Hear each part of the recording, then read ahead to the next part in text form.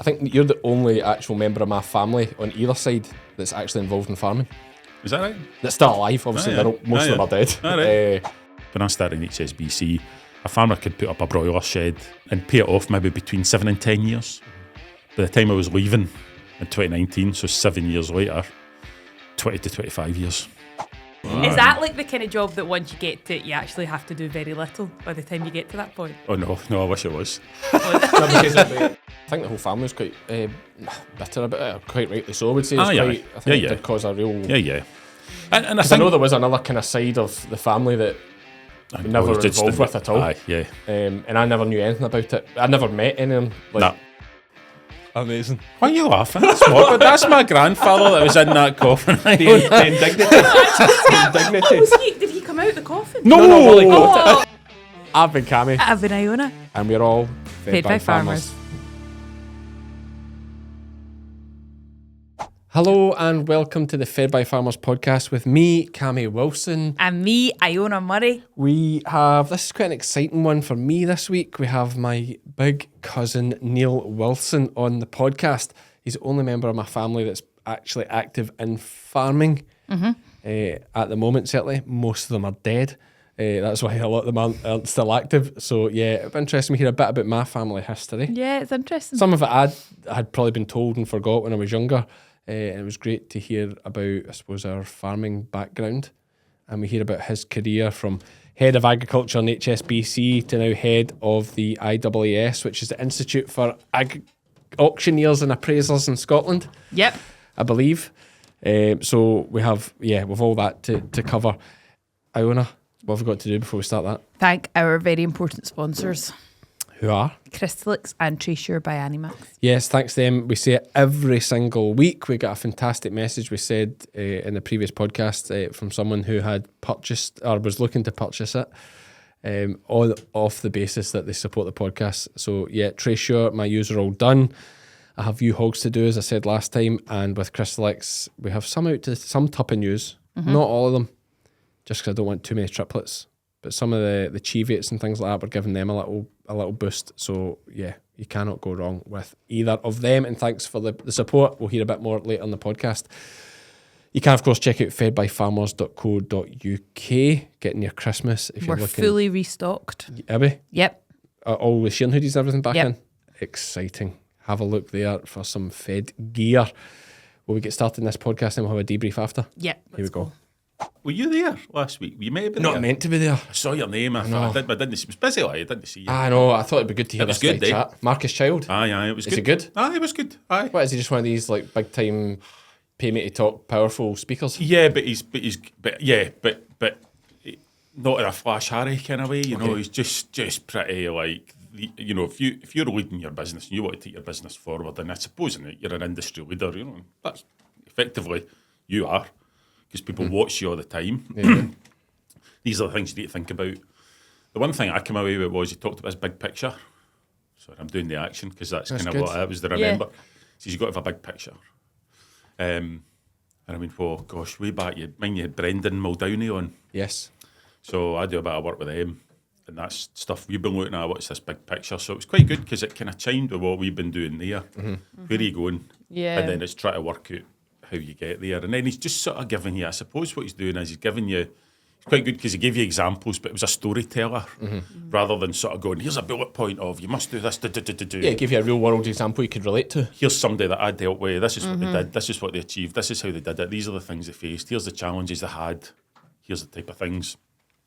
And if you take one or two wee nuggets out of that, then great. Anyway, sorry, that was a total aside. I partly wanted to see it because I quite enjoy the public speaking thing. Aye. And I've said, but I hate writing speeches or writing things to say, but actually don't mind. I quite enjoy when I'm up, standing in front of folk, chatting. Aye. That's what I love. Like I've done a couple of nights where it's like an evening with, and somebody hosts it and asks you random questions and gets you off the cuff, and you've got to answer it off the top of your head. Yeah. Like I like that rather than preparing something and try to read it, and like it just feels quite unnatural. But I've been watching a lot of this American politics.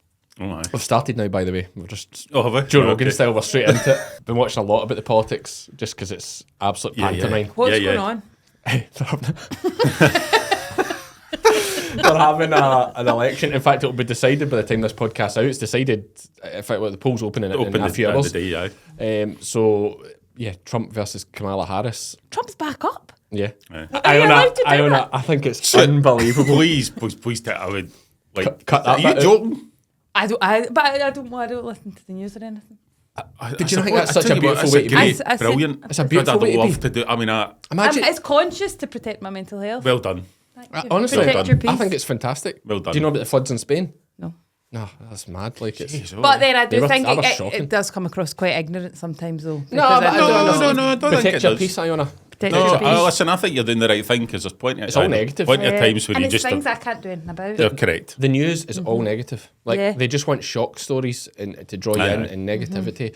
And back to the speaking and how I led into talking about Trump there is Did you get interested in that because you went to America?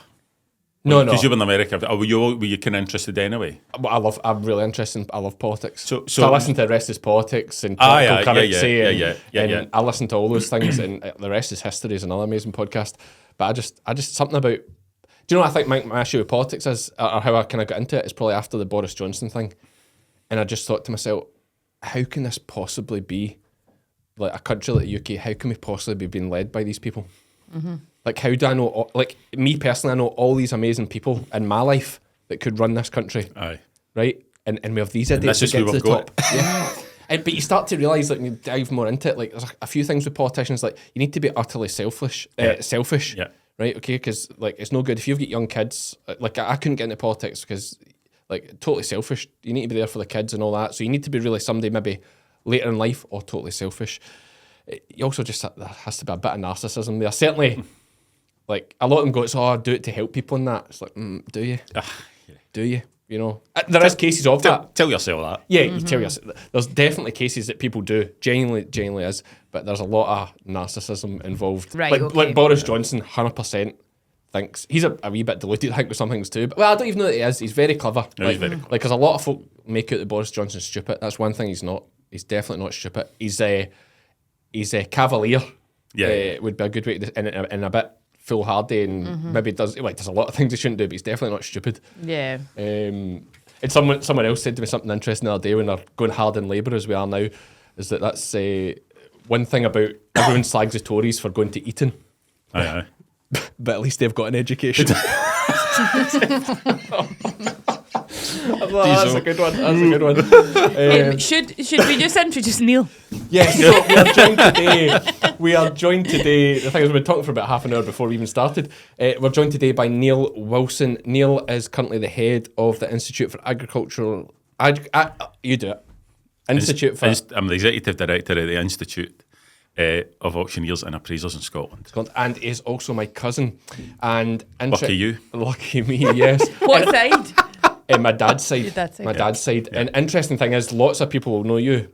And I think more and more are putting it together now, right enough, but lots of people will know you. Of course they will in the farming world. You've either been their banker or through the auctioneering thing, or through your dad, who we'll talk about as well. But very few will actually have put two and two together and realised that we're related. Yeah. Another interesting thing is Neil's actually the only... I think I don't get this wrong here. I think you're the only actual member of my family on either side that's actually involved in farming. Is that right? That's still alive, obviously. yeah. Most of them are dead. Right. But yeah, I think that's right. That's right, isn't it? Aye, that could be right. Aye. You know, apart from your dad, obviously. Yeah, you know, yeah, but, yeah. Like, I think that's right. Yeah, I'm pretty sure. I That. think no, none of the Wilsons or the Rumples are involved in farming. Yeah. So yeah, that's the interesting. They were obviously clever. So what is the Institute of Agriculture and Auctioneers? Nearly. Let's just call it the Institute of Auctioneers, Okay. right? We'll just miss it simple. at the end bit. So it is basically it's the membership body for livestock auctioneers in Scotland. Also, we do have a few like what you call chattels auctioneers, so like sale rooms, things like that. They don't actually deal in any livestock at all. They would be like selling antiques, house clearances, Like bargain hunt? that kind of stuff. Yeah, so a few of them, but predominantly all the livestock auctioneers in Scotland are members. What do? We represent them. We're not we've got a code of conduct, but we're not an enforcer. We're not a regulator of the auction markets. That's for government and animal health and welfare and APHA, local authorities, everybody else to do that kind of stuff. So for us, representative lobbying, provide membership services. So I know you've had a couple of auctioneers on here, but if you talk to auctioneers, most of them will be fellows of the Institute of Auctioneers and Appraisers in Scotland or associates of the Institute of Auctioneers. So that's like an education programme that gives them, they go to Harper Adams for 4 years to be a fellow, go through education. They're also working day to day, so they're learning their trade there. And then after they've been through the course, the Institute will give them a fellowship. Okay. What does that offer them? That then shows that they're qualified. So it gives them more opportunity, particularly when you look at things like, if you look at blue tongue in the south just now, if there was a disease outbreak up here and you had to do valuations on animals, which we do anyway because we have the odd TB case and insurance cases and things like that, what the government will ask for or what the insurer will ask for is somebody suitably qualified to go out. So that auctioneer having a fellowship or an associateship at the Institute of Auctioneers means that they can go, look, I've got this qualification, I'm able to go and undertake this valuation. So it's important for auctioneers to have that. It's quite credible, and we're probably one of the very, very few parts of the whole agribusiness chain that offers a professional qualification. Yeah, that's a good point, actually. Yeah, never thought that side. He's also a very good speaker, eh? Yeah, great speaker. Good speaker. I think you know, I'm conscious. There's so many things to talk about. Even a wee bit about family history, I think will be good to touch on. But we'll just work backwards. I think it might be a good way to do it because obviously you have this role just now, which, whilst it's important, it's probably one of the not as exciting as some of the other roles you might have had or in agriculture. No, I don't know about that. Or certainly as a big time, will we say? There's been some big roles in your past. Yeah. So what did you do before you had that role? So before I had that, I suppose just a bit of here and now. So I do this role, it's 2 days a week. So it's not a full-time gig. So I do one or two other sort of things outside of that. I do a bit of consultancy work. I suppose, grandly speaking, that's probably what it is. But before that, I spent 22 and a half years in banking. So the role immediately before this was I was a head of agriculture at HSBC bank. So in Scotland? No, UK. Wow. Yeah, so big time, eh? Big job. Is that like the kind of job that once you get to it, you actually have to do very little by the time you get to that point? Oh no, I wish it was.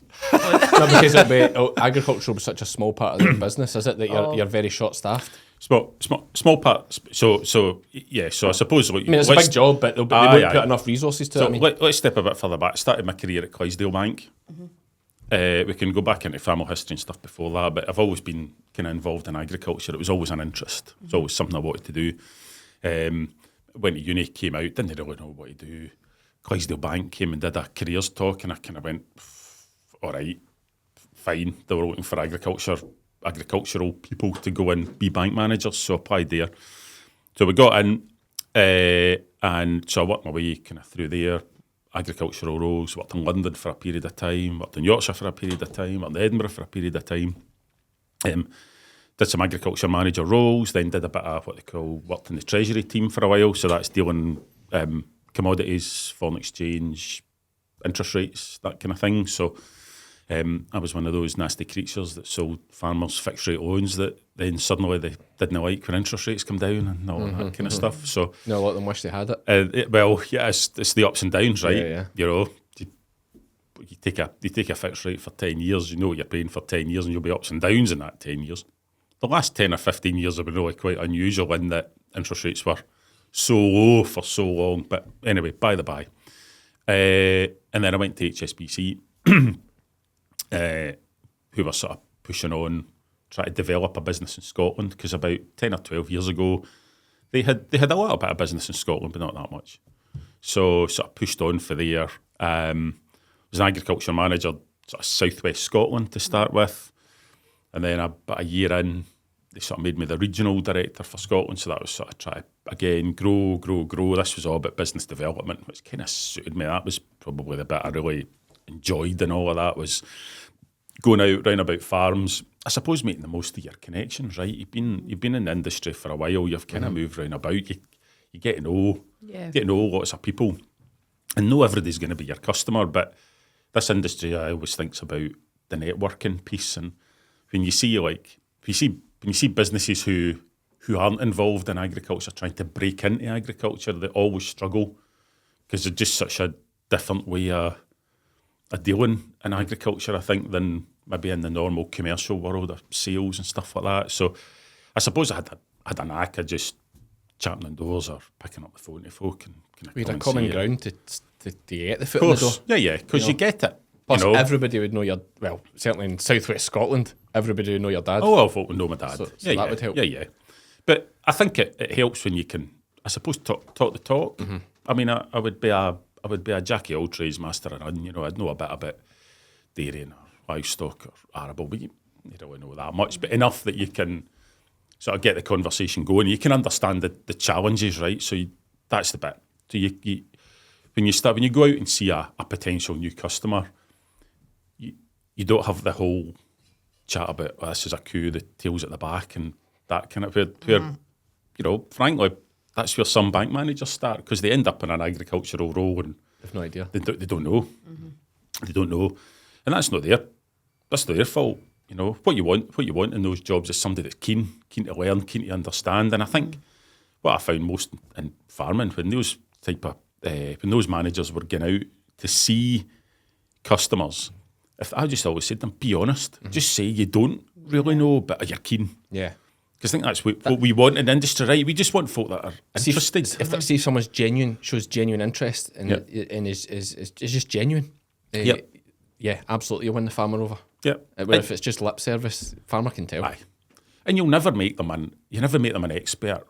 But you don't need them to be an expert. No. You just need them to get what the challenges are, to know what's kind of happening in the marketplace at that particular time, what's tricky, what's not, what's the art of the possible and what isn't. Do you think, Jing, it helped a bit as well that you kind of look like a farmer? Do you know what I mean? Well, first appearances when the big lump getting out the car. Aye, basically that big heavy brow, like that big heavy Wilson brow. It's interesting. Neil looks very much like the Wilson side of the family. But I look a lot more like my mum's side of the family, quite fine boned and thinner made. Aye. The Wilsons are pretty much all like Neil. Like, are they? Aye, just big. However, when he was a wee boy, and the same as me, more of this. when the same as was a wee boy, I should have brought some pictures. I'll find some at slot of it. We all had the Wilson here. You've still got a bit of it. My boy's Jock has it, yeah. This sort of, this blonde curls, I had it. Ewan, who's my 17-year-old now, that's how old I'm getting, and he's not the oldest one either. But he was the same when he was wee. This boof of curls. I'll show you a picture of him when he was just this. Yep. So it was all the Wilson hair, the heavy brow and stuff like that. Yeah. You've obviously developed a different way, Cammy. I've went a bit finer. Definitely. No, I think more on my sort of my Grandpa Smith side of things, more kind of ilk to him. But my sister is definitely more Wilson. Right. Okay. Like, I mean, she's like her and Caroline are cut for the same cloth. They're hardy lassies. You want to take a broken pay packet home to them, is what okay, well, I mean, you can say I'm not getting involved in that. No, exactly. That's exactly what I mean. So yeah, that's bound to help farmers. It's not about appearances, but first impressions are a big thing. I thought you were going to... I didn't want to interrupt you. I know, exactly. No, I was going to say... That was like Isa when she was allowed to speak. I just can't get she's like... Exactly. Is your wee pal all right? Hello, Isa. Isa lives in Craiglang. Craiglang? Aye, I used to love Craiglang. Of course, it's changed a lot now, hasn't it? Well, I'll tell you what I'm doing. I'm going to go along to the pavilion, sit and have a nice cold drink. That sounds nice, Isa. Hey, want to take a walk down, Sheila? Aye, that would be lovely. Is that all right, Isa? It's a sin. Is your pal no right? Crystalyx Extra High Energy feed blocks have been providing high energy supplementation to ewes, lambs and rams in the UK since 1978. Packed full of protein, vitamins, minerals, and trace elements, Crystalyx Extra High Energy has been proven to increase live lamb numbers and improve lamb daily live weight gain at a cost of only 4 to 7 pence per ewe per day. To view the full Crystalyx range and find your nearest stockist, visit crystalyx-global.com. Right, sorry, I forgot now. No, I was going to just say, what was your link with agriculture? I suppose it's just always been in the family. There was a family farm, and we can come on to this. Let's do it. It's all right if we jump about erratically because it's fine. That's fine. So, because I don't actually, I said to Neil just before we come in, I says, don't tell me now. I says to him, because we'll do it in the podcast, because I've been told this when I was like a teenager. Right. But I just can't remember the details of it. I know that in our history as Wilsons, we did have a farm at some point. But Neil, you tell us what the story is. So there was a family farm called Overgree, and a sort of add-on farm called Lakegree. Not that far away from here, Burnhouse. Right. So, and that was in the family, and then our grandfather farmed it. My father did a bit on it, but he went away to be an auctioneer. Cammy's father did a bit of work on it. Uncles did a bit of work on it. And then in the mid-50s, our great-grandfather died. So that farm ended up with my great-grandmother. Right. She died in 1987. No will. Oh, no will. Died in testate. So what happens then? It's just a free-for-all. So despite the fact that our Grandpa Wilson had run this farm for, well, when did great-grandpa die? 1955 or something like that. So there was 30-odd years since he had run this farm. Him, our fathers, aunties, everybody involved in it. Family farming stuff. Yeah, because there was 6 kids. Six Kids. kids. Yeah. So there was my dad, Beth, Willie, Andy, your father, Robin, and Anne. So they were all involved in it. Died intestate. So Grandpa Wilson's brothers and sisters all appeared when I shared the spoils, and I think there was maybe 6 of them as well. Yeah. So it wasn't like you were trying to pay out 1 or 2. So the farm had to be sold to pay out everybody. So farm was sold, paid out everybody, and what we were talking about earlier was our grandparents then couldn't even afford to buy a house off the back of that. ended up in a rented house on a farm at Brown Hill, Right. just between Alton and Beath. And then after our grandfather died, my granny ended up in a council house in Beath. And so there, what's the lesson in that? Get your succession planning sorted out. Yeah. Get a will. Yeah. Get a will, power of attorneys, all of that. Regardless of your situation, it's some of the stuff we talk about at the bank is about resilience planning. You can do everything you want out there in the farm. You can build all the resilience into your systems and things like that. But if you've not sorted out that those bits run about the table, that's what can come and gub you. Yeah. So that farm was actually owned. Yeah, one bit I always was had in my head it was like bit was owned, bit was rented. right. Okay. Right. Yeah. So Overgree from the Laird. Overgree was owned. Yeah. Okay. And Lakegree was rented. Right. Okay. Yeah. So that was that. So rest of the family got their payout for the farm. Split it 6 ways. A tiny little unit like and that. And in the late 80s, 1988, I think that was maybe getting sold. The late 87, early 88. I was trying to remember. I was telling you I was in first year at the school, so you broadly try to remember. But so that was kind of that. And so that was the kind of break. Then there was no farm to go to. My mum and dad had always kind of lived off the farm, and we stayed next door to a lady called Mrs. Peacock. She'd like a little small holding, 25 or 30 acres or something like that. She was an older lady, and she'd always said to my dad, "Oh, you can use the ground," kind of thing. And the only deal she had was that there was, this sounds a bit archaic, but there was a house cow. We had a house cow, the Jersey house cow, right? Yep. And her deal was that she just wanted milk every morning off the house cow. That was fine, dead easy.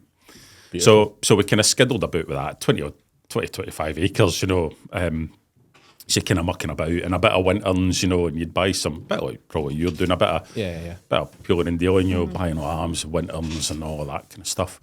And then in, I think 1991, there was just down the road from where we lived, there was a sort of block of land come up for sale.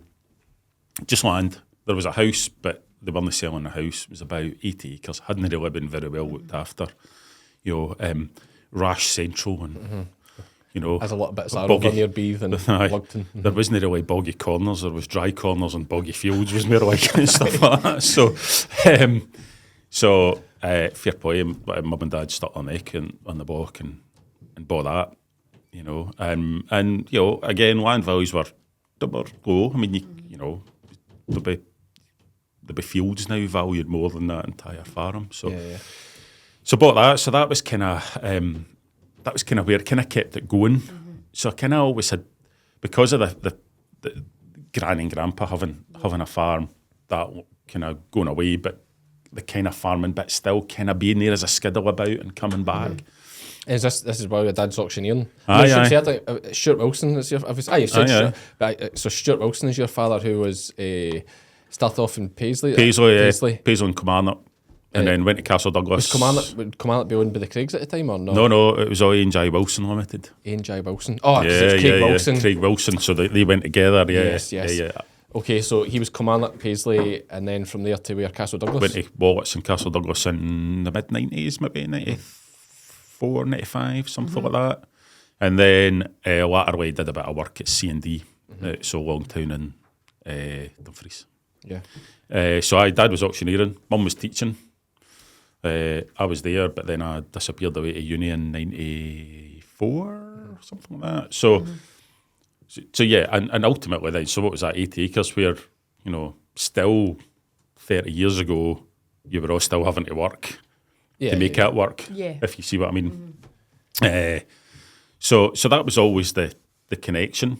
I dare say that my mother probably spent a lot of time trying to steer me away for farming. I was quite unsure what I wanted to do.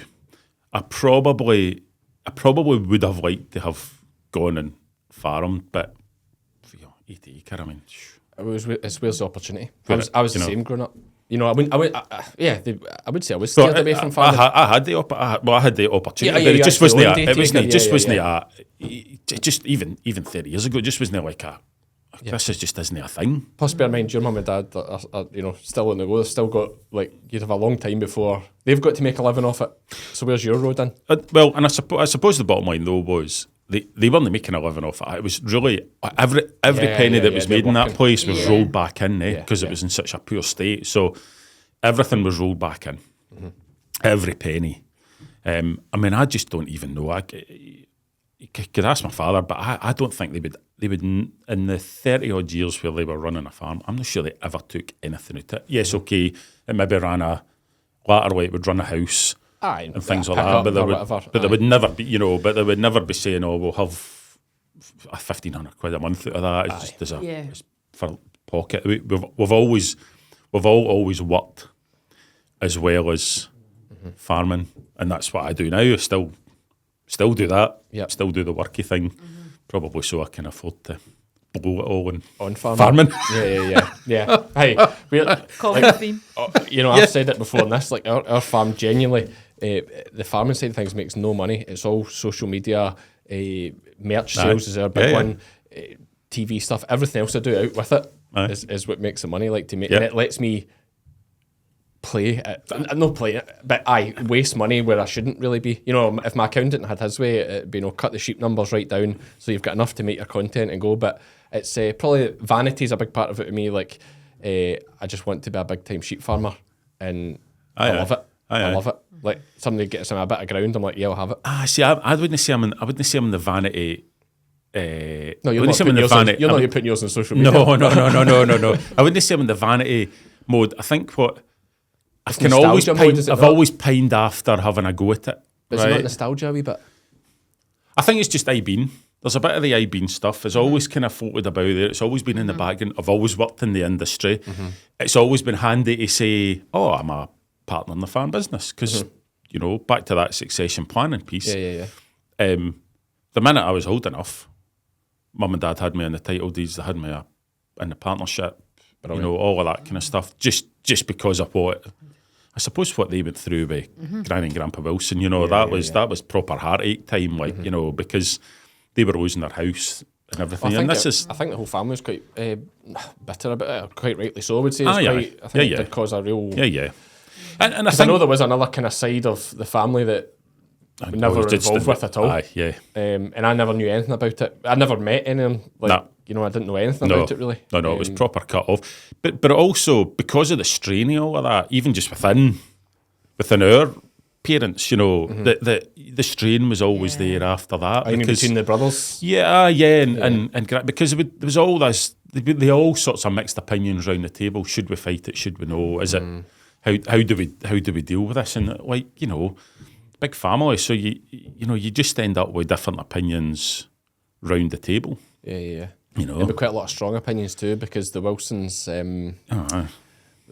are probably quite. I'd say we're probably quite a good reflection of the Wilsons in being that quite. One thing I'll say, and I'm not saying I'm particularly clever. You are definitely clever, but like. The Wilsons are we're very fortunate that our families, I would say, very clever, like very clever, I think so. Anyway, you might think different. I think you're right. I say they're very astute, and you know, I wouldn't say any of them are like foolhardy or do stupid things. They're very, you know, they think things through and are good, logical and good that way. So I could imagine, and strong-headed, some more than others, I'd say, but they'll be strong. Oh, aye. And strong-headed. There's 12 people involved off the bat, and that's without partners and things involved as well. So that's a lot of people to be putting their opinions on the table. You can see how it be carnage, and obviously it ended the way that some people would want, but not our side of the family would have wanted. But and as it is, and I suppose that's part of the reason why, as I said at the top of this podcast, that you're the only member of the family that's actually still actively in farming. Because we kind of started again. Yeah, I suppose we have. Took the punt. Yep. I suppose it's what my mum and dad did. Yeah, because all the brothers stayed in farming. If we talk a bit more about your dad and my dad's side of family, so all the brothers stayed in farming. Your dad was an auctioneer. My dad was he drove lorries, I think, for a bit. He did, just before I was born. Housen. So just before I was born, and then I'm guessing it's probably partly because my mum was pregnant. They decided to stop driving lorries because I was born at Caprington, so. Because he was always on the farm. They were in Lockerbie for a wee while too. So I was born in Caprington at Kilmarnock, where my dad was the general farm worker, and then when I was a year old, we moved to Lockerbie. That was just a year after, or just 18 months after the bombing. I think that was 89 or 88. 88, so it's Christmas 88. Yeah, okay, so it's maybe nearly 3 years after the bombing. Moved down there. Why did you, for a job? For a shepherd's job. He wanted to do a shepherd. He wanted a shepherd's job, but at the time there wasn't one at Caprington. Right. Moved down there to a shepherd's job. I think the two factors was a long way away from family, not massively, but long enough, especially with my mum's side, and also a shepherd's job come back up at Caprington.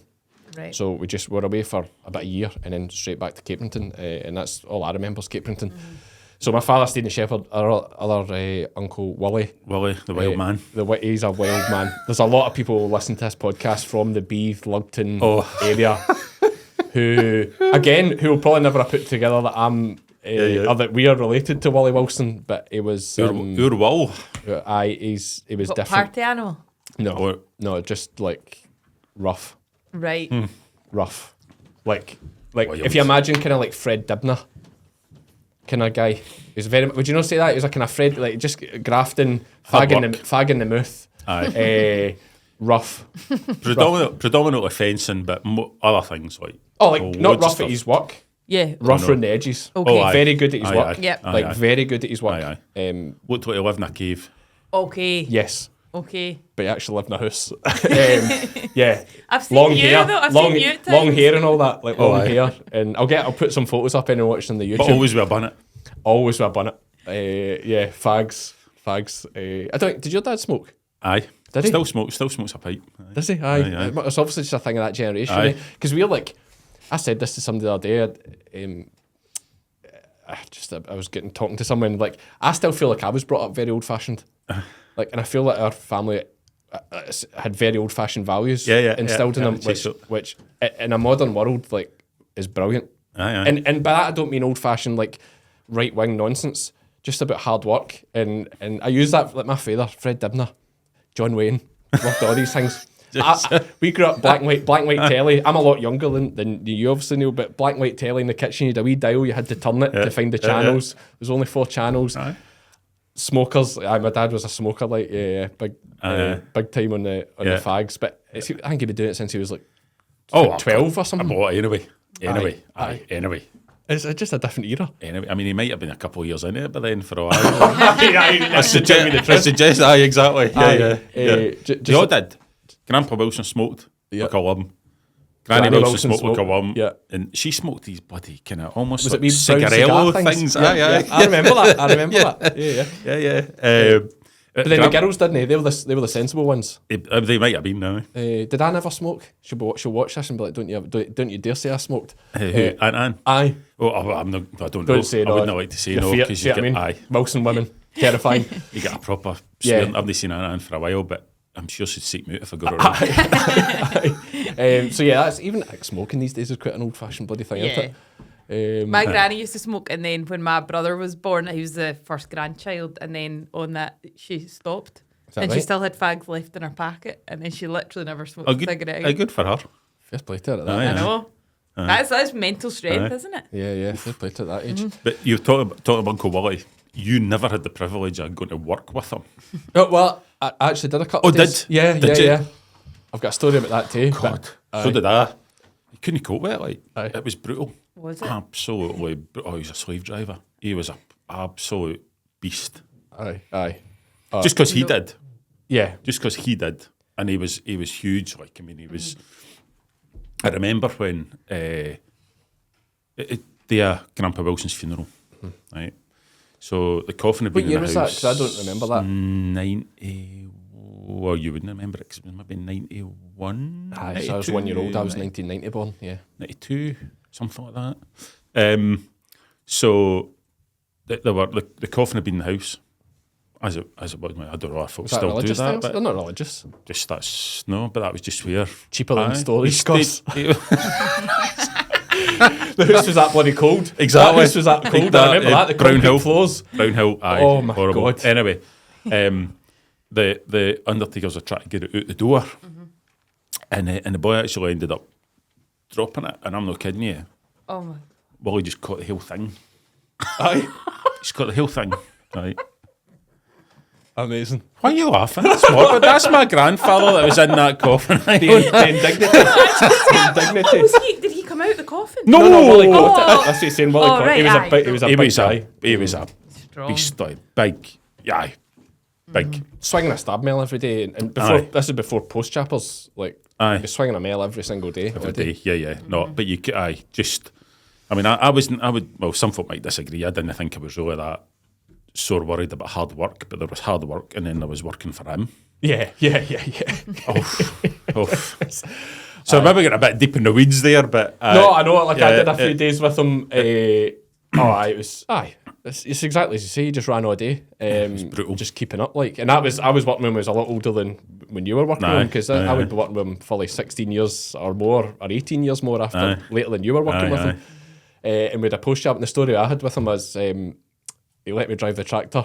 I'd been girdling about steepling up or whatever the boys do. I'd only be 11 or something, or 12 maybe, and or maybe even younger. About that, and get to jump the tractor to do a bit, and of course go to pull it forward, back windows open, lift the post chopper up. My first, I hadn't even moved it forward yet. My first go in the tractor. It's like, right, these things. Well, he didn't say these things happen. Eventually, he said these things happen. There was a few expletives. Oh, did he? You were lucky. There was a few expletives at first, but then once it was like, these things happen. he was a kind of, you know. So slightly younger than you, 11 or 12. I don't know. It maybe be 7 or 8. And I was at Overgree, and he did a bit of contract work at that time with Cameron House and stuff like that. So he must have been back for his lunch or something like that, and he brought this. It was a Massey Ferguson tractor.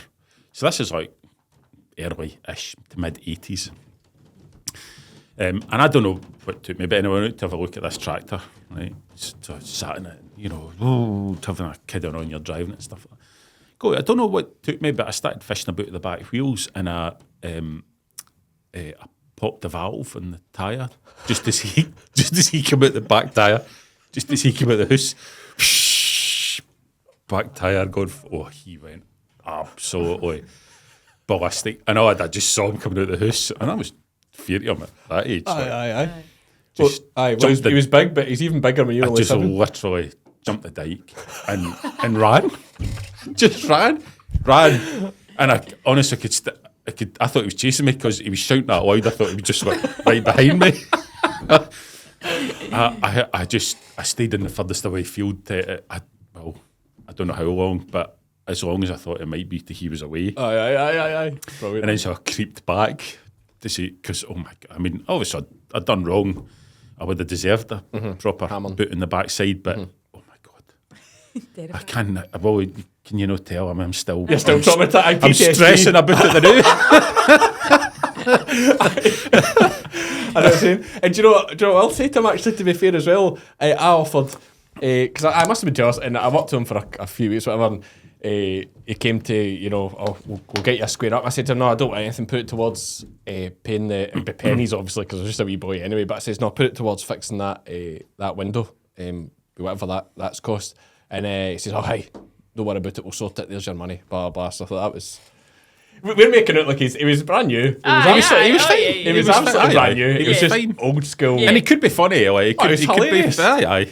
He's the kind of guy, put it this way, if you ask Fiona Lamont about him at Shutterflit, like, he's the kind of guy that he could be mid-conversation or something like that and just go like, right, I need a shite. And he'd just wander around the back of the shed and then just come back pulling his breeks up, like, just something just like that. It just says blatant, and there's no embarrassment at Willie, like, nothing at all, man, nothing fazed him. So that was a massive segue from about 15 minutes ago when Iona said, so what is the agricultural background there, Neil? Yes, we're building a picture now of how it was. I suppose on a sort of a more morbid side of it, one thing, there's another brother mentioned there, Robin, who I never knew. Did you know him? No, a couple of pictures with him, but he died in 1978, so I was 2, I think. So an unfortunate thing with the Wilson men, which is terrifying for all of us, is they seem to have a real issue with cancer. So Robin died of cancer. Yep. My dad died of cancer. Yep. Willie died of cancer. And well, weirdly, your dad's the oldest, and he's still here. He's still got. What age is he? He is 77. 77. I suppose that shows how young the rest of them died. His birthday. Did he? Happy birthday to me. Because he's not long out of he's the just back Golden out, Jubilee, is it? Just near, yeah. So what was the result there? Stents or? Valve. Valve. New valve, yeah. So we'll see how that goes. Probably needed a bigger job than that, but it is what it is. Yeah. So home, doing all right. I dropped him off in Kilmarnock with Aunt Beth this morning, so she's probably stressed out her box already. I says, how long can it be, Neil? No, that's fine. Aye. So I think we've built a good picture of the... Yeah, I know, that's been really nice. The farming background. And like Neil and I, like, I see Neil more now that I'm doing social media and he's doing this auctioneering thing than I ever saw him, because as we've alluded to there, you must be about 17 years older than me, 18. Aye. I'm 34. 48. Right? 48. Are you? Aye. All right, sorry, I worked that out. What do you mean? I laughed. I genuinely thought you were over 50. I thought you were just playing coy there. I did. So you're 48. How'd you put? Just because you're saying I'm over 50. You're saying you're in first year. No, the maths. 1976. Yeah, the maths. So you're 48. You're just a boy, and you're basically retired already. There must be good money in banking. Great money. Aye. I don't know where it is, but somebody tell me that. You had a good time with it, yeah. But why you mentioned you moved from Clydesdale to HSBC. Why did you move? So I know you said they were trying to get going, but something must have... Yeah. So financial crisis in 2007, 2008. So all the banks gone bust everywhere. Clydesdale Bank, bizarrely, because it hadn't really dabbled in fancy stuff like huge property deals and all of that kind of stuff like RBS and Bank of Scotland and these sort of characters did, kind of survived that okay. And then made a monumental set of errors in terms of taking on everybody else's crap, frankly. Just, bit of misguided, but all of that kind of stuff. So their sort of pain came 2 or 3 years after that.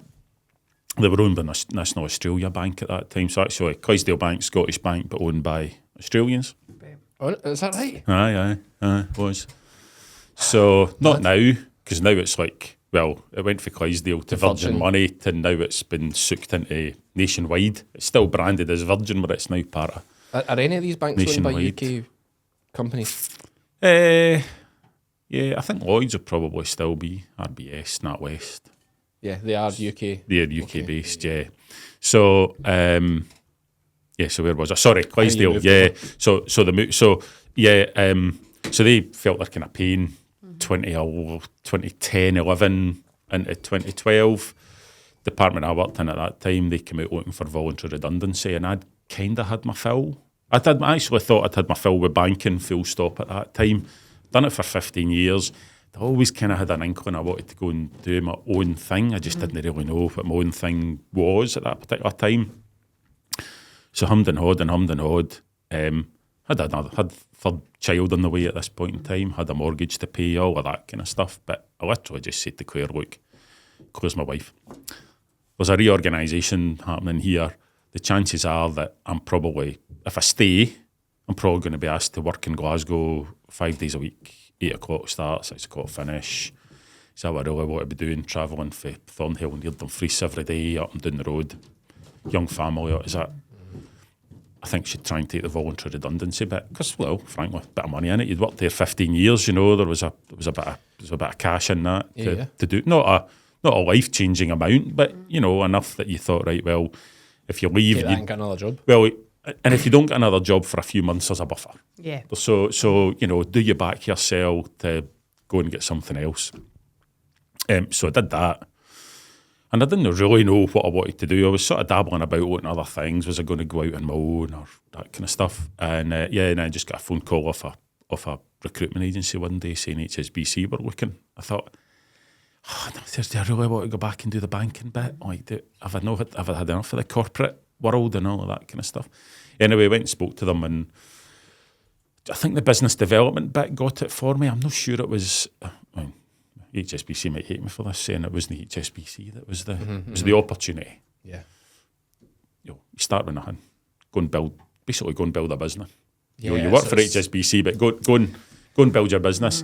Take on the farms you want to take on, and see how you get on.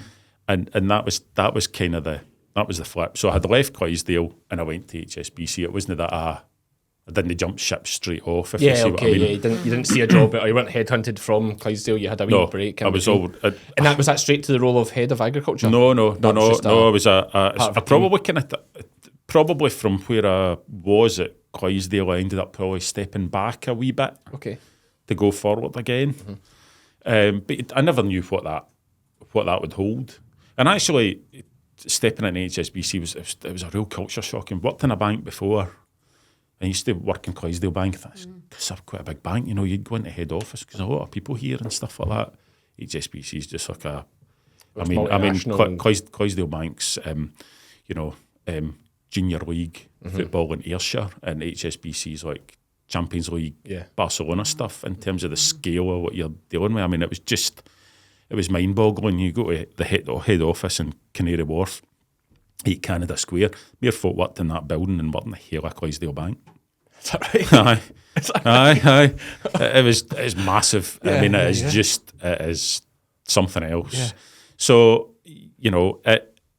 a really amazing place to work for opportunities. If you wanted opportunities in a job, organisation, bank or no bank or whatever, it's there because they're all over the place. Yeah. People I work with ended up in Asia and all of these kind of things. Great opportunities all around the world. All over the place. So I know agriculture's a tiny part of a business like that, but how many folk, when you were at the top, how many folk are working under you there? Like, what kind of size of team so it was an interesting structure, but probably had about 80 or 90 managers, and then you've got support staff and things like that. 80 or 90 managers below you? Yeah. Right, okay. But the reporting structure was interesting. So it's a big team. Yeah, so those managers would work in local hubs or pods, and they would probably be in a team with commercial bank managers and corporate bank managers. Right. So they would sort of have like your day-to-day reporting would be in through local management. So they wouldn't report all directly into the likes of me. But ultimately I had responsibility there for the performance of the agriculture team. Yep. You know, and the bottom line is it's a sales environment, right? It's all about growing the business. Yep. Well, the reality is about standing still to start with. So in a year, you probably need to lend very roughly in a bank, your whole lending book will turn over every 7-8 years. Even though people take 25-year loans, some will repay them early. There's all, you know, some sell or some people pay loans over 5 years, some people pay over 25, but very roughly by selling, retirements, people moving bank, that kind of thing, your whole book turns over every 7 or 8 years. So you actually need to lend a seventh, roughly, of your book just to stand still. Just to stand still. And when you're already lending £3 billion, you've got to do a chunk of lending just to stand still. Right? So how much power do your managers actually have to lend? You know, like, is it black and white? You need to show me your books, I do a calculator, you can get it or you can't, or is there flexibility there? No, there's flexibility. So there's a lot of judgment goes into lending money. And for agriculture, not so much in, for everybody. For housing, not so much. Like for housing, it's pretty black and white. I wouldn't. For a mortgage, for a house morttage, So it's black and white. It used to be salary multipliers and stuff like that. I think there's a bit more flexibility now. It's funnily enough, you work in the bank. It's never really a job I've done. Is that kind of lending? You know, it's always been about judging the character and who you're dealing with and housing management and all of that kind of stuff. Managers themselves, very little flexibility. They are effectively, they are your agent in the bank. Okay, so they are acting on your behalf to try and get it. Okay. Yep. So ultimately, so if I go back 20 years, when I was at Clydesdale Bank and I was working in covering the borders, Scottish borders, I could have lent £5 million on one bat without needing to go and ask anybody else. Just, hello, can I have £5 million?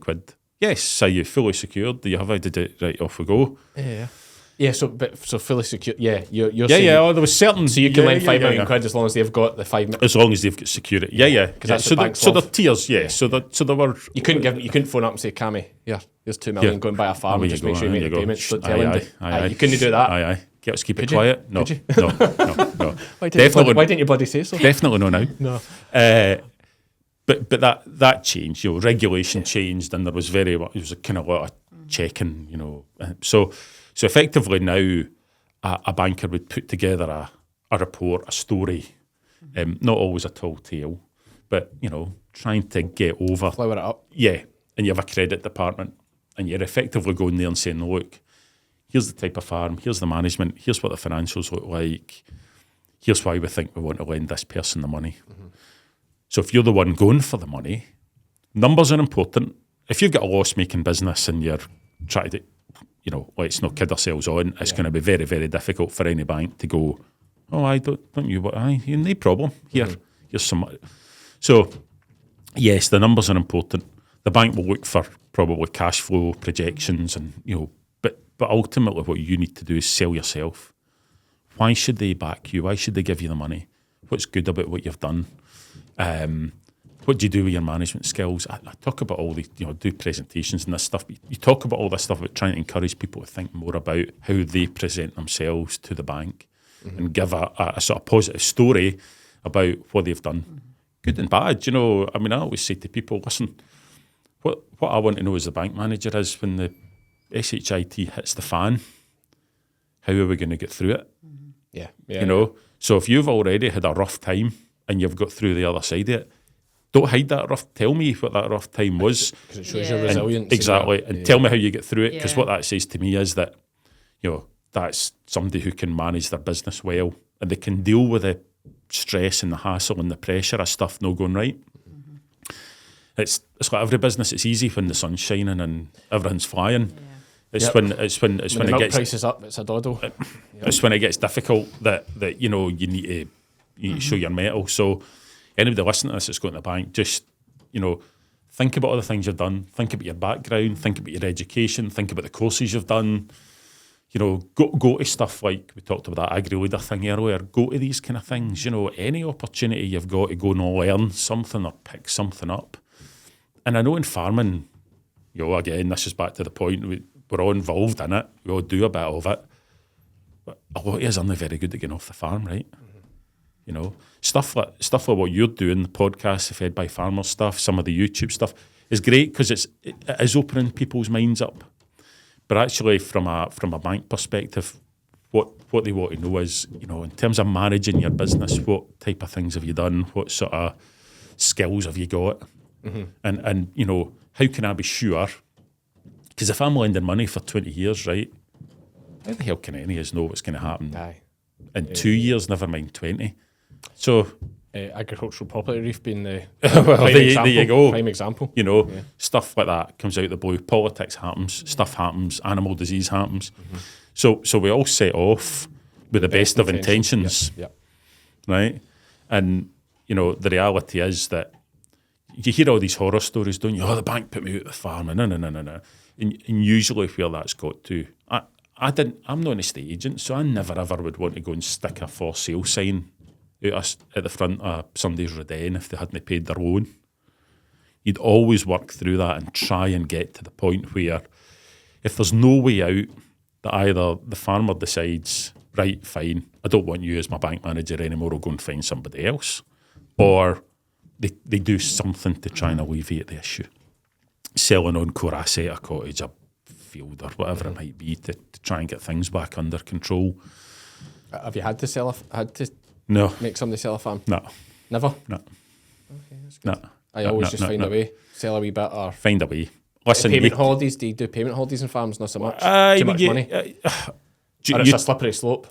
Yeah, so all this interest-only stuff, you know, I can see reasons why people would just want to pay the interest, but the reality is you still owe the money. A lot of people would say, aye, but inflation takes care of that, you know, and... That's why I always thought interest only was a good thing, because the price goes up so quick, you're okay, but you say no.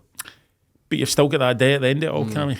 It's always sitting on you. It's always there. It's onto your kids. So, you know, that's fine. If your asset value is growing by X during that time, that's fine, but you've still got that core debt there. The only way I think it would be right is if you could use, if you were making enough money that you could repay that, right? So you shouldn't use it as a tool of, I can't actually afford it, so I'll just do the interest only. Okay. It should really all be about still being affording this, but you use the money that you would normally have paid your loan down with to do something else that gives you a better return than paying the borrowing off. So if your borrowing's at 6%, why would you pay that off if you can reuse that money and get something that's going to bring in 12? Put a new parlour in or push forward. Well, here's my other take on the interest only thing, right? And you're the man to ask about it. Obviously, I'm always thinking I want to buy a farm, so I'm always trying to learn and look at opportunities. So if I went, my thinking of where an interest only mortgage is good, right, is that your interest is tax deductible, right? Your capital repayments are not. So if, let's say, try and make this sound kind of simple, let's say you have to pay £40,000 back in capital repayments, so that's actually paying off the debt on the farm, not just paying your interest. Yep. So you have to pay £40,000 of capital repayment. You need to make £40,000 profit. Yep. You then need to pay tax on that £40,000 at, let's say that's 20%, that's £8,000 or whatever you need to pay. So you need to essentially pay £8,000 on the £40,000 that you don't have. You've paid it to the bank. Whereas if you went interest only, you're everything you're paying to the bank's tax deductible. It's just another way of saying what we talked about earlier. And you've got that but what inflation that's climbing. What you're saying to me is you can't then afford the borrowing. That's really what you said there. That might be true, but you could afford to pay the interest. Yeah, sorry, it's not a debate about whether you can afford the interest or not. It's about affordability. So I've got £1 million loan because I've bought this farm. Yep. Don't buy a very big farm these days, but you know what I mean, £1 million loan. Yeah. You bought a house. So it's $50,000 a year interest, let's say, but it would be $100,000 a year to pay the whole thing off. Oh, I can't. To be capital repayments as well. Yeah. Well, I can't afford $100,000 a year, but I can afford the 50. So I'll still do it. Yep.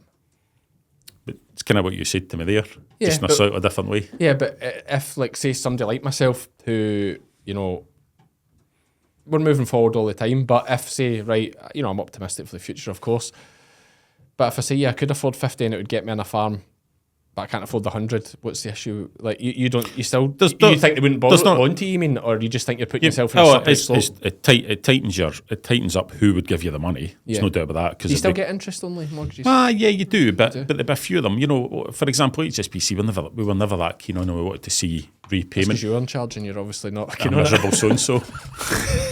No, you're not getting it. You would do them, but you still wanted to see that the business could afford. Yeah. I suppose you want them to come to you and say, listen, if I do interest only, I'm going to put a new parlour in, I'm going to do X, Y, and Z. Do that. Mm-hmm. Yeah. And look, sometimes when you came and you were expanding a farm, say you were buying a farm next door or something like that, you probably would do 2 or 3 years interest only, right? Because you've got that whole bedding in period. You've got to stock up the farm and the next door and all of that kind of stuff. First year's a nightmare. Aye, all of that, you know, and do bits and pieces that you want to do on it and stuff. Yeah. So you probably do 2 or 3 years of that, but still, you know, my kind of push would be, let's get it paid down if we can. Because exactly, again, it's all this, you don't know what's going to happen. Well, another one reason why interest only might be good, and I'm playing devil's advocate here. No, absolutely, yeah. Sorry, don't take it that I'm absolutely not for interest only. You're making good arguments. I think there's just a. My worry is when people do it as a way out of affordability. Yeah. They actually can't afford it. Can just about afford the interest. And then how long does that go? What happens? What'd you do when the 20 years is up? Yeah, it's not dissimilar to the slippery slope of credit cards, where folk take a credit card and say, I'll pay this up, and then they end up just covering the interest, and it's just there forever. It's the reasons for doing it, right? I think is the if you've got a good reason to invest, yeah. It's not just to scrape by, and then actually, if you're not investing, you're going backwards a lot of time in farming. But my other argument with this change in inheritance tax laws for farming is there not another benefit that actually if you don't pay that off, then there's no inheritance tax on the property? Why? Because they net off the debt? Yes. Although it would be revalued at death, right enough, so it would be whatever it's gone up in value. So whatever it's gone in value, that's a negative to that. Whatever it's gone up in value, you're due for inheritance tax and you've nothing to borrow against. So I'm not an accountant and stuff like that, but no, I've argued your point for you. I think it's like that would be bad, because if you leave the farm with 100% debt and it's revalued on death as it is, and you're due the inheritance tax on the essentially you'd be due the inheritance tax on the capital gain on that. I'd be right in saying. So whatever the family paid for it. But the inheritance tax in my view would be the value. It's but what I mean is you'd be due for the value less the 100% debt on the initial purchase. So whatever that's increased in value, you'd be due that. You get the debt offset. But then you get £1 million too, or 2 million. I don't. Yeah, you do. But I'm saying that the debt is 100% of the value in 1980. But you need to pay. So go. Sorry, I didn't realise you got the debt offset. I thought the whole thing was done in the valuation of the. No, I think any debt comes off the estate. Comes off. Before. All right. Okay. Yeah, I'm almost certain of that one. But then I'm forgetting about your £1 million allowance. So like, you need to be a pretty solid place to go up £1 million. Yeah, I suppose a lot of them have, but. Well, if you bought a while ago. So when I started my banking career, AMC were massive, you know, and there were a lot of interest-only mortgages, 40-year terms, like, you know, 40-year fixed rate the whole time, interest-only mortgages. Bear in mind that they were fixing rates at 12 and 14% at that time. A lot of folks stuck in like high interest things. But are they stuck? Could you not go to another bank? You pay a break cost. Yeah, which is big. It's huge. A percentage. Could be huge. Yeah. So if you're fixed at 12 and the new fixed rate is 6, you've got that 6% difference multiplied by the amount of money outstanding, multiplied by how many years you've still got to go. Is another great thing about fixed interest mortgages though, and it's the same I think when we've looked at farms to try and rent, etc. And nowadays you have to offer a lot of money to get a tenancy. It's just competitive. That's the way it is. It's not like the olden days. But my argument for myself when I'm offering, or we have in the past offered for tenancies and offered a lot of money, is that if I've offered 10 grand a year, let's say, for a tenancy, it's 10 grand a year just now. But if I'm getting a 15-year tenancy, now I know they can tweak rental rates, but in these big estates, I'd like to say it'd be an absolute brass neck if they come to me to increase my rent when the guy next door is paying $2,000 a year. Yeah. On a secure tenancy. Yeah. You know what I mean? So you put in 10 grand a year for this 15 year. It's 10 grand just now. That your next door neighbour's going to hate you as a secure tenant because the agent's going to go to them and go, Cammy's just giving me 10 grand a year for less acres than you've got. Yeah. So now I want 10 grand off of you. Well, she's not going to talk to you. Yeah. No, listen, hate on me. Hate on me. Come at me. I'm paying my 10, but 10 grand today is not 10 grand in 15 years' time. Correct. It's 2 grand. Yeah. You know, with inflation. You know, so same with fixed rates. Is that not a good thing? If you have a fixed rate and you know your repayment every month is 8 grand a month, it's 8 grand a month in 2024. Yeah. But in 10 years' time, it's only 2 grand a month. Should be, but there's always the green-eyed monster, right? So if you've fixed it 8 and the rate's now 3, you still want a 3. Yeah, you're saying a fixed amount rather than a fixed percentage there. But it is a fixed amount because it's the borrowing and the interest is all fixed. So you know what you're paying every month. The amount is fixed. So if you've got £100,000 and you fix it at 5%, you're basically paying 5 grand.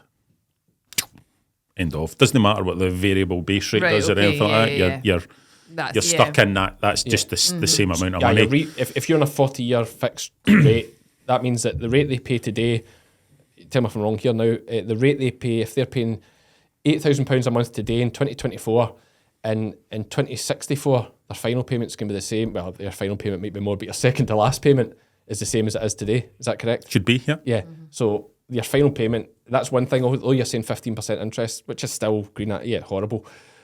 Like 8 grand in 2064 will be pennies. Yeah, true. Pennies. Yeah. And that's the same way we're looking at these secure. I look at these secure tenancies now, and the rents that a lot of people pay for the secure tenancies and think that's unbelievable. But when they took it out, yeah, you're so right. It was a lot more than it is now. It's always been the argument. That has always been the strongest argument for farming in particular doing interest-only fixed-rate mortgages of that type long-term is the inflation question. It's actually, land will go up, it's not going anywhere else, it's a good investment, all of these kind of things, and my debt's going to stay level. Exactly your point. It's always been the argument. I think from a banking perspective, in that regard, there's too many variables in that. For most banks. AMC slightly different. They were a mortgage corporation, so that was their kind of gig, was doing mortgages. For banks, it's a bit... What's the bank's main earner? Credit cards and overdrafts? Probably mortgages. Residential mortgages. Residential mortgages, yeah. Because, if you look at farming can lend, borrows a reasonable amount of money. I mean, if you look at the overall net worth of farming versus what it borrows, it doesn't borrow much money at all, really. No. It was less than, when I was at HSBC, it was less than 40% of farming customers at HSBC had that borrowed any money. Okay. Believe it or not. Yeah. And a lot of people go, right. So you are. But then out of that 40% of borrowing money, it was like the 80-20 rule. You've got people who pushed on, invested a lot, borrowed a lot of money, powered on. And then you had a lot of people who maybe had a little overdraft or did a wee bit of HP or something, and then you had a pile of people, and then the number of people out there who had farm businesses that had cash, didn't really borrow any money, was staggering.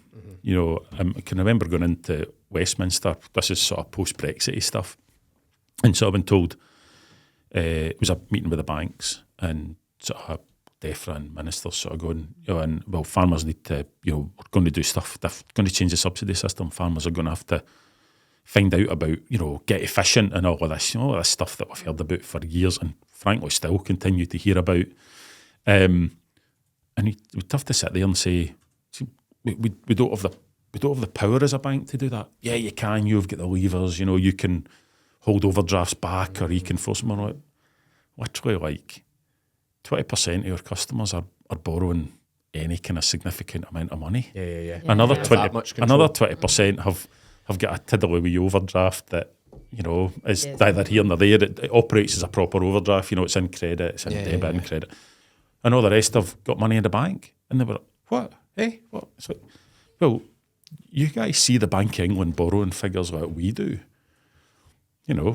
Actually, as a percentage of farming's net worth and value and output, the bond's not actually that much. I suppose. What about this Hawkesbury Bank? Any good? I think so. Well, straight down agriculture. Yeah. It's only agriculture, eh? Yeah. Yeah. A number of my former colleagues there. Mark Pearson that I did a podcast Oh, with. Mark. Was he a colleague of yours? Yeah, he was. Yeah. Did he work under you at HSBC? Like that? We all work together. Okay. We all work together. Under you sounds a bit weird. I know. Aye. Strange. Aye. Well, Things people do. steady now. Things people do to get ahead. But is he doing your kind of role now at Hawkesbury? Am I right in saying that? So I think there Matt's an agriculture manager. Yeah, and they're all So out lending money, stuff like that. Look, what the benefits? They know the gig. They're agriculturalists. I find them good. Yeah. That's their focus. So they should know everything that's going on out there. You shouldn't have to have a conversation about what is happening in the industry. 25% deposit. That's what I like. Aye. That's good. There's nobody else does that. Yeah. For farming. Everybody wanting 30. 30 or At 40. least AMC's 40. Yeah, AMC, they were always only 60% loan to I think value. they really just like people assets. It's like you're saying, it's Aye, safe. yeah. And one of the things, we're obviously, time's going on. We've got a couple of things just to cover quickly. I've got to do a bit about got to ask you about the budget, of course, because it's so relevant. And we've got to talk about Lamb for St Andrew's Day. Yeah. Absolutely. Which is part of the reason how I managed to rope you into coming here to promote that. So first of all, what do you think about this budget? Oof. No great, really. I mean, I think he used a rather dodgier expletive earlier when I was talking to you. Aye, not great. And why is it not great? Well, the headlines of changes to inheritance tax, changes to capital gains tax, changes to double cab pickups, all of that. Do you think it's double cab pickups is a real Yeah, and if you're in England, what they also sneaked in was they're limiting the BPS now to $8,000. Yeah, did I hear right in saying that even if you're getting $100,000 a year, It's now 8. it's now come down to 8, so that's the big farms are going to get absolutely crushed. The wee farms, it's not so bad, obviously. As far as I'm aware, I've not been I right saw into that the article. detail of it, but Yeah. So it's the But when did that classic. start? 2025? I think now. How does that give you time to get ready if you've got I mean, I know they were on a sliding scale anyway, and this SFI was taking over, but it just felt you still sneaky. you still get the SFI stuff. Yeah, but you've got to be in the right place to Stewardship claim that schemes and and all all of this. that kind of stuff, And if you look at a lot of the upland livestock farmers, there's no much in that for them.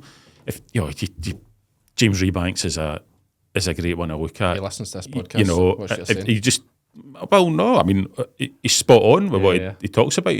He's a guy who's changed his farming practices. He's farming with nature. He's doing all these things, and he's getting shafted, humped, whatever you want to call it, because of these schemes. Yeah. I mean, I should also give him a shout out to say that he got top price. He's well chuffed. He had top price. He's belted Galloway. Belted at Castle Douglas. I saw that.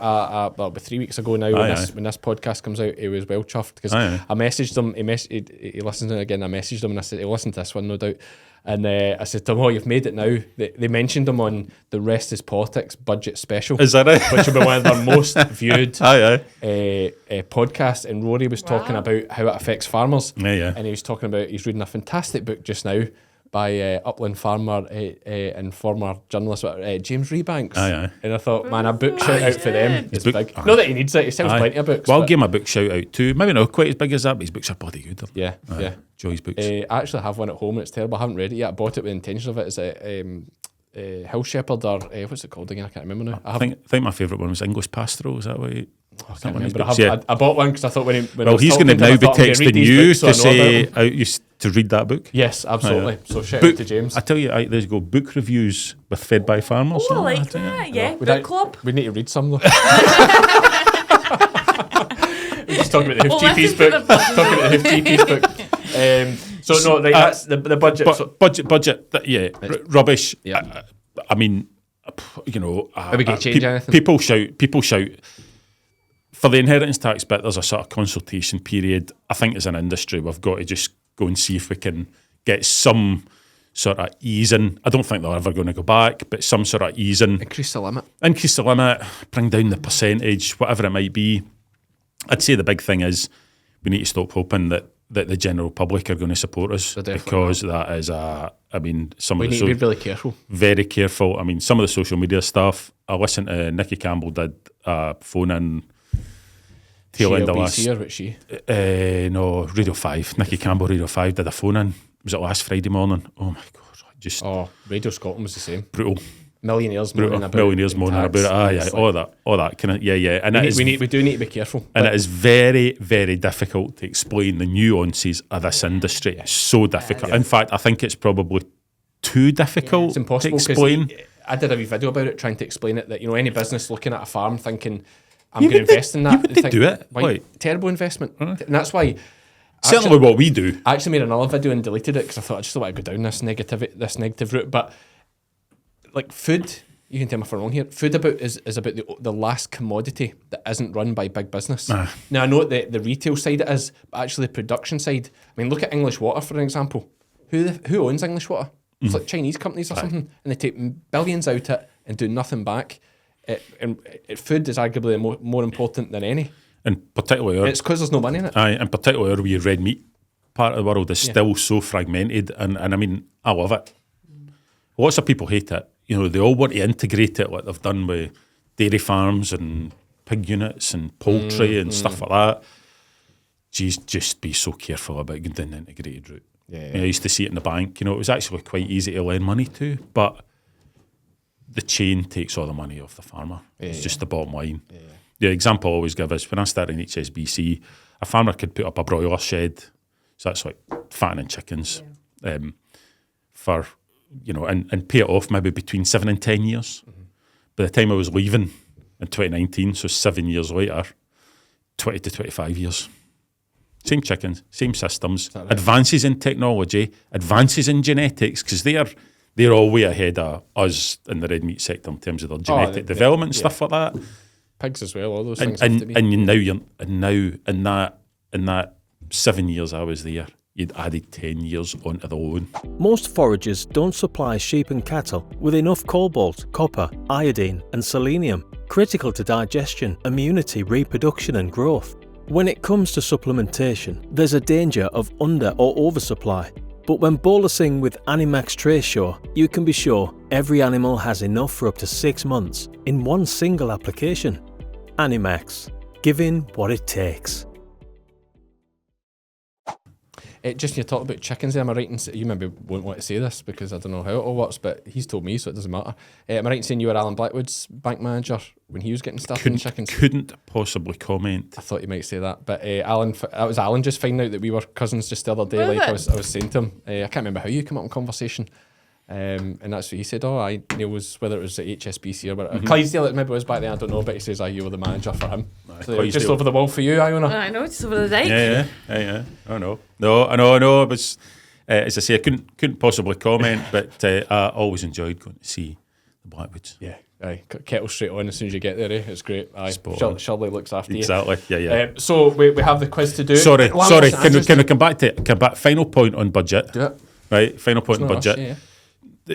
It's not necessarily a positive, but it's something our industry needs to get its finger out on. We talk about it all the time. Succession planning, and just getting the plans in place. Full stop. This is maybe a kick in the backside that we all need in some way, shape, or form. Yeah, it feels quite raw, and we're all a bit hurt about being lied to and all of this kind of stuff. But there are. I mean, I think you did Graham Bryson on, didn't you? Yes. So Graham and one or two others who'll say, look, there's still things we can do. It's not perfect. We're never going to cover off every scenario, but there's still things you can do. So if you've been and done planning stuff with the accountant and the lawyer and things like that in the last few years, a good time to revisit it. Absolutely. I think that there will be a positive of that out it. And get the successions getting talked about. It's hard. Everywhere. It's a hard positive to see. It's a hard positive to see because of everything that's gone on. Yeah. But it's what you can control on the farm. We now can't control what the government are going to do with inheritance tax and all. It's very difficult. Yeah. But the bits you can control are making sure that you've got everything pinned down. Our family's been through it, as we talked about earlier on. I'd hate to see other folk going through it. Just get as much nailed down as you can. Yeah. Wills, succession plans, power of attorney, because that's one that doesn't come up that much, but that is super important to make sure everything can keep running. Aye.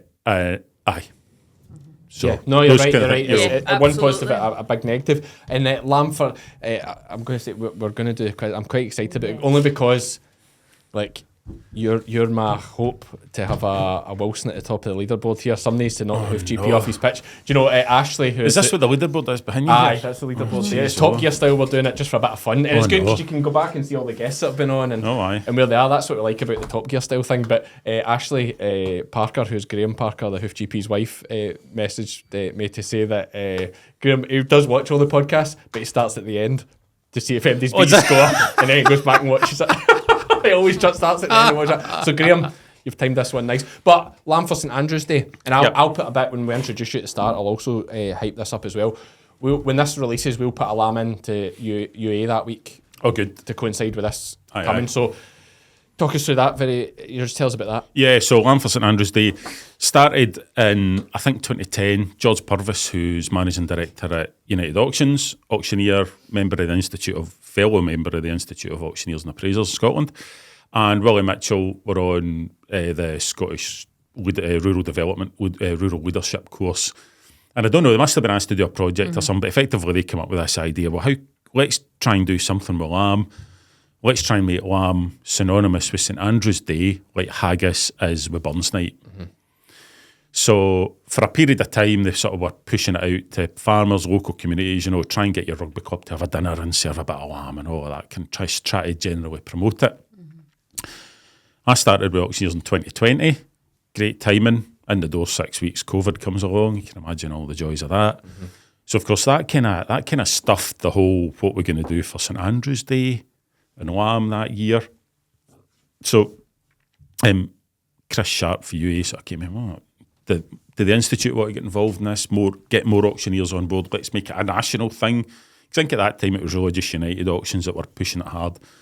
So I said, Jeff, fine, what we're going to do?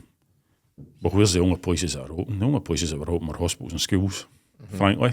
Now, everybody else was, you could meet out, unless you were Boris, you could meet outside with three folk. He was partying away in Downing Street and all that. But so I said, well, why don't we try and see if we can get some into schools, home economics classes? I mean, if we got a few schools and got 300 or 400 kids, well, we get a good PR, that kind of thing.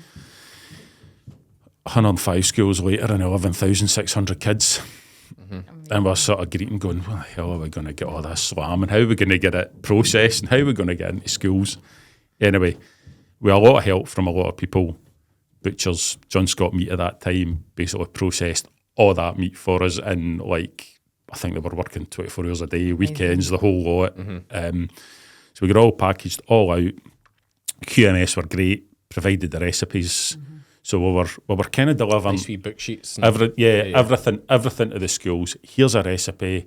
Because obviously you're putting into home economics classes, so you've only got 30, 40 minutes max of cooking time. So you've got to try and you're taking, if most folk think of lamb, right, what do they think of? A roast. You're going to do a roast in 40 minutes.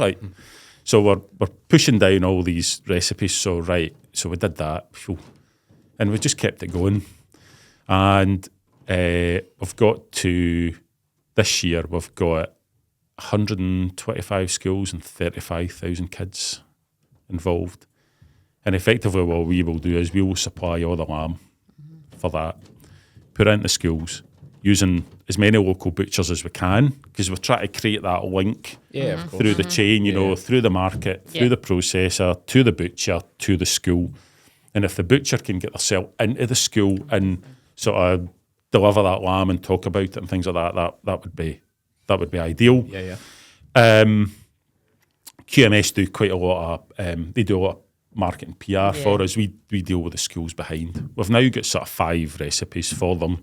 Everything from lamb naan pizzas to OT burgers to wraps to danzak as well, that doesn't put him off lamb. Now, and what's the pitch in this? The pitch in this is how much better marketing could we get for the product that a lot of us produce, you, me, you. We've got our future consumers at 12, 13, 14, 15-year-old cooking with it, understanding it's not actually just a roast, there's actually quite a flexible thing you can cook with, and eating it.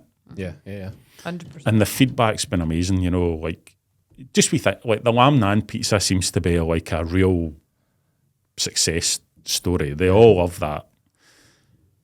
I mean, we can do, QMS do great work. We can all do the PR, but actually having Getting kids, their hands on it. 35,000 kids Absolutely. Know what lamb's like. eating Definitely. it, and being able to go home and go, I had a bit of lamb at school today, it was quite good.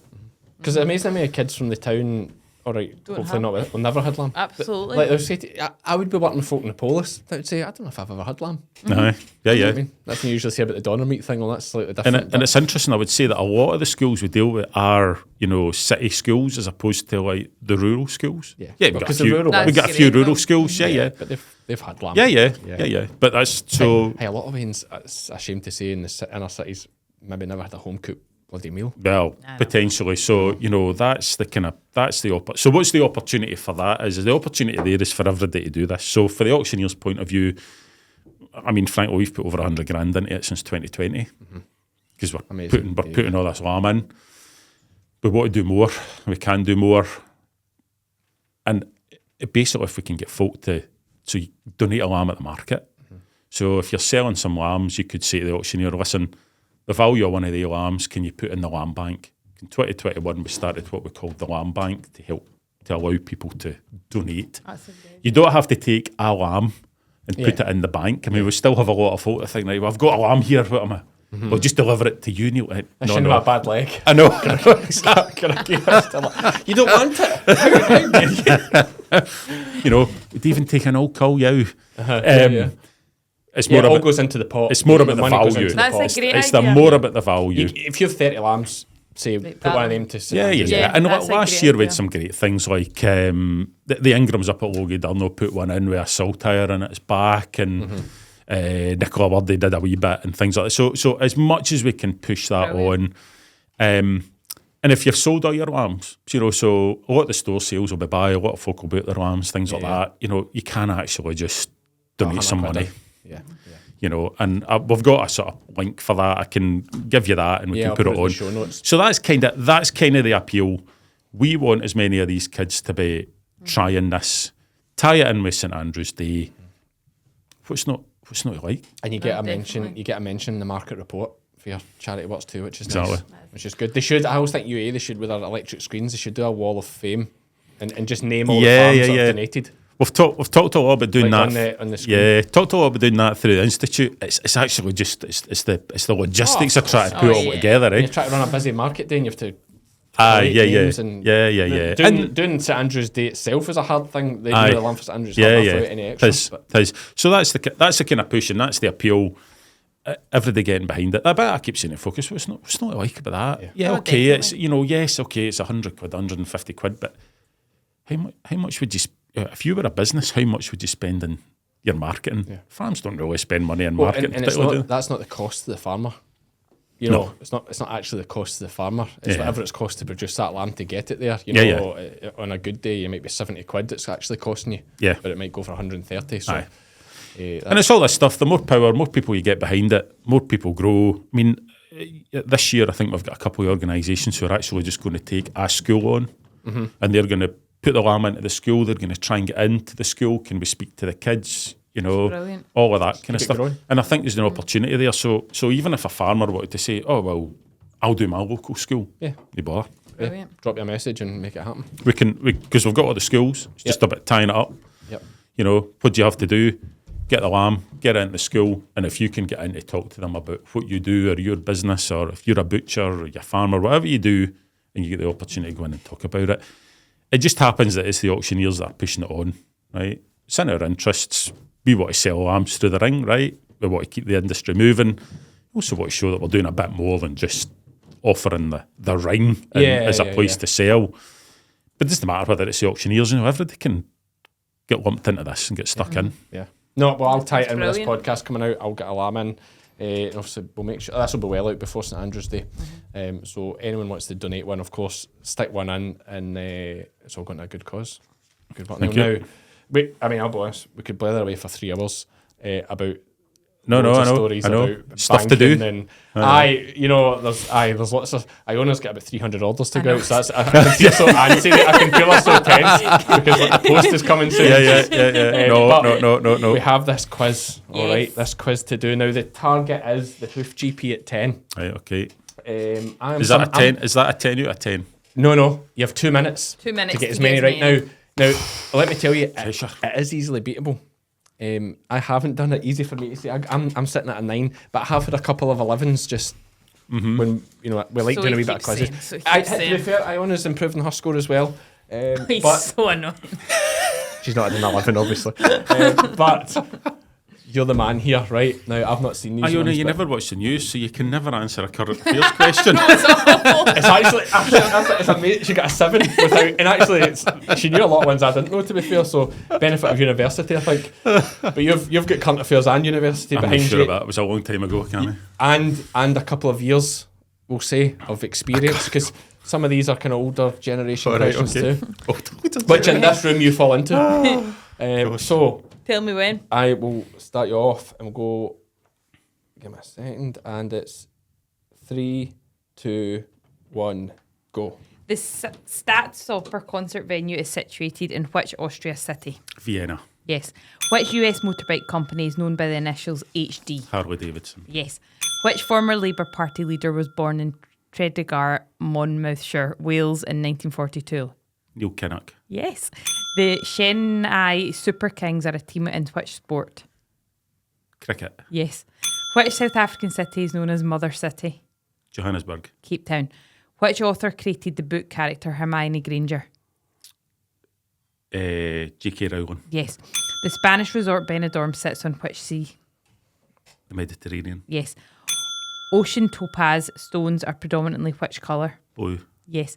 The cherry orchard, the seagull, and Three Sisters are played by which Russian playwright? Leonid Tolstoy. Anton Chekhov. Bushmills, Tullamore Dew, and Locke's single malt are types of which spirit? Irish whiskey. Yes, whiskey. In which English county are the hills Whernside, Ingleborough, and Great Shunner Fell situated? Cumbria. Yorkshire. The TV series Only Fools and Horses first aired in which decade? 1970s. 80s. Balloon Girl and Love is in the Bin are works by which street artist? Banksy. Yes. Winston Smith is a member of the Outer Party in which George Orwell novel? 1984. Yes. Which American company made the RAZR V3 mobile phone? Razer V3. BlackBerry. Motorola. Which England football manager was born in Torsby, Sweden in 1948? Sven-Goran Eriksson. Yes. A quadrennium is a period of how many years? 80. 4. Which English author wrote the novel Jane Eyre? Emily Bronte. Charlotte Bronte. The film One Flew Over the Cuckoo's Nest was released in which decade? 1970s. Yes. Time. 12. Oh, absolutely smashed it. Yeah. Smashed it. There's only one I think I knew that you didn't, was the Motorola Razor. Apart from that, man, there's hundreds of them I had no idea. It was gutted. You smashed Couple that got away. Motorola. What was the quad one? I know you tried to give me the 4. same quad, but 4. Quad what? Quad. Quad. What was the I word? said What was 4. the word? I said 80. I don't know why. I know. What came was the out. first word you said? Quad what? What one was I it? thought she was talking about some sort of war bike for a minute. Quadrenium. Quadrenium. Okay, yeah. Okay. To be fair, I wouldn't have guessed 4 either. I wouldn't have said 4. That was said brilliant. I thought it was. Should I have. had like 40. I don't know how I got- for a I don't know how I guess. got to 8. Yeah, for a get. But Never then mind 80. quadrenium. Yeah, it seems Jeez, funny. There you So go. 12. Very proud. Very proud. That was brilliant. Take a bit of beating. Yeah. I've only ever got an 11 and I've done it about 5 or 6. I've got 2 11s. I think we've done it 5 times. No, that was So- good. Gutted Going. with the Bronte sisters too. Good going. Good go. Even I don't even know if you're taking a piss, but I liked that you had a guess at a Russian name. That was impressive. like, I think I got it right. I thought he was a writer, but I didn't know whether it was. but yeah, I just love that I I just like love go. that you knew a Russian name to do something. So anyway, 12, there we go. That'll take a bit of beating. Hoof GP's knocked off his top spot, which I am very happy about. And even better, it was done by a Wilson. So Neil, thanks so much for coming out. It's been fantastic. Great bit of family history for me as well and for all the viewers. And yeah, what a career. Great. Thanks for having me. Thank you. Cheers. And we're back. Champion. He Neil absolutely Wilson. smashed it, didn't he? Yeah. Turns out you probably do need to be clever to be head of banking. Eh? Yeah. Well, you need to have your head screwed on. It worked well after me. I nearly destroyed the whole thing when I said that I thought most of the Wilson clan were quite intelligent. I know. Because he's absolutely proved me right. Could have been worse. It worked out well. So unfortunately for the Hoof GP, it'll hit him hard. Well, especially beat him. Well. I mean, he beat him by 20%. And beat him by a Wilson. That won't sit well with him. Yes, I mean, Neil is an absolute reflection of me, of course. So he's actually now in a Wilson sandwich. He is in a Wilson sandwich. Which probably puts a nice wee rose tint on things. You know, there's worse places to be. Anyway. Now, we didn't get a Friday podcast done last week. I know. Because we're just so busy with different things. Agri Scott was on and all this kind of stuff. So we will do one this week. 100% we're doing one this week. Steady. 98%. Rough, no, what we do? 60%. It's been a year of the podcast. This week? Is that 52 interviews done? Yep. Well, why didn't we say that at the start? That's incredible. 52 interviews done. I know. I think we did double. We've doubled the Hoof GP. Mm-hmm. And have we done that's only one? Yep. So we've done 51, we've interviewed 51 different people. Yeah, well, this one will be 54. Right, okay. Or 53. Ashley Willett. Anyway, it's you're overthinking it. You could have just said yes and it'd be a nice story. Okay, 51. So we've interviewed 51 people. So yeah, that's quite amazing. When you think about it, it doesn't feel like that. A whole year. It's absolutely flown by. Hasn't it? Yeah, and the support has been amazing. Yeah, the figures, the viewing figures and everything's just absolutely insane for us just sitting talking to people about, sometimes about farming, sometimes, usually about other random stuff. But yeah, no, thanks very much to Neil. Our podcast next week will be, I think we've got Wallace Curry on next week from R2K, Rural to Kitchen. So Wallace will be joining us for next week's podcast. He's a Nuffield scholar and he does a bit of speaking and education. And from Aaron. We got in some random subject. I got on a big rant about police and things like that as well. That's right. Yeah, no, tune in for that next week. Thanks for Neil for coming in. Thanks for the family history lesson.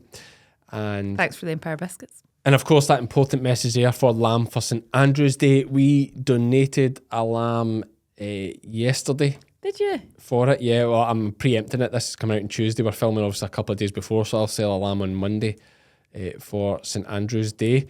And the trade's good as well, so that'll be all to a very good cause. So yeah, please do consider dropping a lamb in.